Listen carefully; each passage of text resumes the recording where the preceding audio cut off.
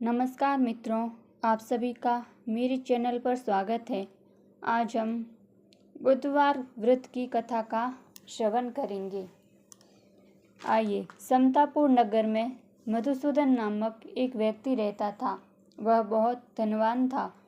मधुसूदन का विवाह बलरामपुर नगर की सुंदर लड़की संगीता से हुआ था। एक बार मधुसूदन अपनी पत्नी को लेने बुधवार के दिन बलरामपुर गया।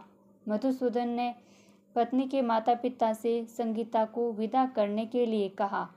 माता पिता बोले, बेटा आज बुधवार है। बुधवार को किसी भी शुभ कार्य के लिए यात्रा नहीं करते। लेकिन मधुसूदन नहीं माना। उसने शुभ अशुभ की बातों को न मानने की बात कही। दोनों ने बैलगाड़ी से यात्रा प्रारंभ की। 2 कोस की यात्रा के बाद उसकी गाड़ी का एक पहिया टूट गया।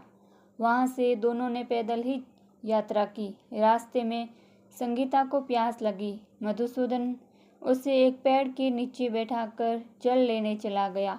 थोड़ी देर बाद जब मधुसूदन कहीं से जल लेकर वापस आया तो वह बहुत बुरी तरह हैरान हो उठा, क्योंकि उसकी पत्नी के पास उसकी ही शक्ल का एक और दूसरा व्यक्ति बैठा था।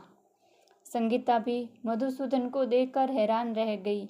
वह दोनों में कोई अंतर नहीं कर पाई। मधुसूदन ने उस व्यक्ति से पूछा, तुम कौन हो और मेरी पत्नी के पास क्यों बैठे हो? मधुसूदन की बात सुनकर उस व्यक्ति ने कहा, अरे भाई, यह मेरी पत्नी संगीता है। मैं अपनी पत्नी को ससुराल से विदा कर लाया हूँ। लेकिन तुम कौन हो जो मुझसे ऐसा प्रश्न कर रहे हो? मधुसूदन ने कहा, तुम जरूर कोई चोर या ठग हो। यह मेरी पत्नी संगीता है। मैं इसे पेड़ के नीचे बैठाकर जल लेने गया था। इस पर उस व्यक्ति ने कहा, अरे भाई, झूठ तो तुम बोल रहे हो। संगीता को प्यास लगने पर जल लेने तो मैं गया था। मैंने तो जल लाकर अपनी पत्नी को पिला भी दिया है। अब तुम चुपचाप यहाँ से चलते बनो, नहीं तो किसी सिपाही को बुलाकर तुम्हें पकड़वा दूंगा। दोनों एक दूसरे से लड़ने लगे।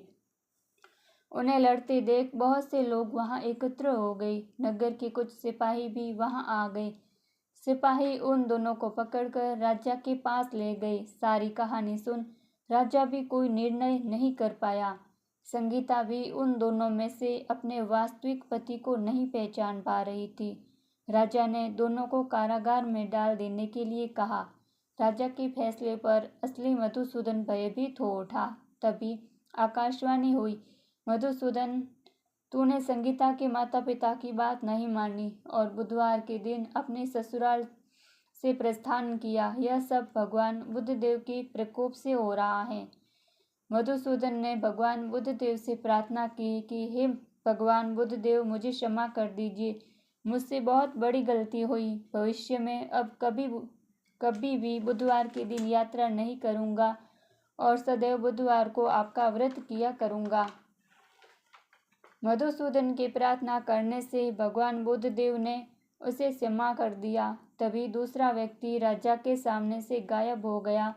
राजा और दूसरे लोग इस चमत्कार को देख हैरान हो गए। भगवान बुद्धदेव की इस अनुकंपा से राजा ने मधुसूदन और उसकी पत्नी को सम्मानपूर्वक विदा किया।